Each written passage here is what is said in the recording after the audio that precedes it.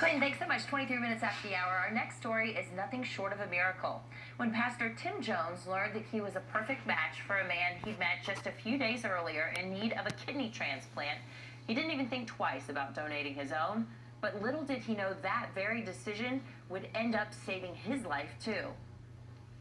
They said that while they were in, that the renal artery going into my kidney, there was an aneurysm. They said if they had not found it, that it could have ruptured and I would have died. Well, that was almost 9 months ago, and it was just the beginning of what would become a lifelong friendship between the two. Pastor Tim Jones and the man who received that kidney, Don Herbert, join us now. Thank you so much for being with us. How are you both doing today, first off? Thanks for having us. Great. Doing great. Fantastic, and thanks for sharing your story. Don, I want to start with you. How did this unlikely friendship begin?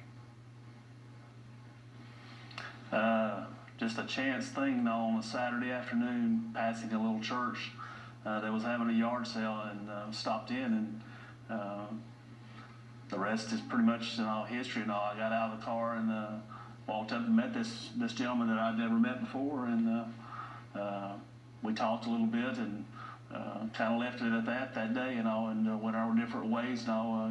We became friends on Facebook, and that was pretty much the end of the whole thing that day.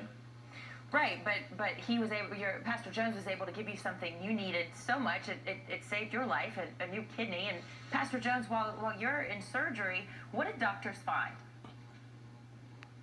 When I was in surgery, they had told my wife and I that it would be about a 2.5-hour surgery, and I ended up being in surgery for about 7 hours, and they found an aneurysm in my renal artery.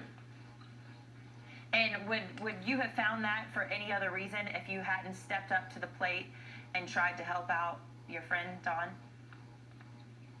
No, I was told that, and actually I was at Duke Medical Center, and they told me that, they didn't even find it during testing, so it was one of those that was kind of hidden away, and I'd always been healthy, so they said if I had not donated my kidney, that it probably would have never been found. So Don, when you start this process, you think that Pastor Jones is going to be saving your life, but in a way, you saved his too as well. How does that feel, particularly around the holiday season? Well, to me, it's the greatest gift that I've ever received from someone. Him giving me his kidney, to give me another chance in life, and in him in return to be able for them to find the aneurysm and save his life.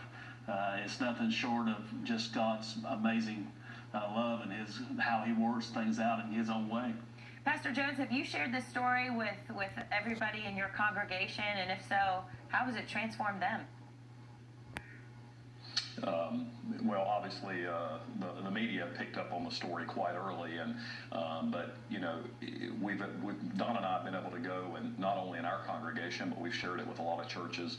Don singing and me going and speaking, preaching messages, and we try to tie it into our testimony each and every time that we meet someone, and it's blessed a lot of people. This time of the year, we always need to remember that Jesus is the reason for the season, and I preach that all the time, and let people know that it's our faith, and this story is about faith, and it's about putting our faith and trust in God, and listening, and just believing, and there was no doubt in my mind that things wouldn't work out, and it has, and it's been such a blessing to know this man and to get our story out.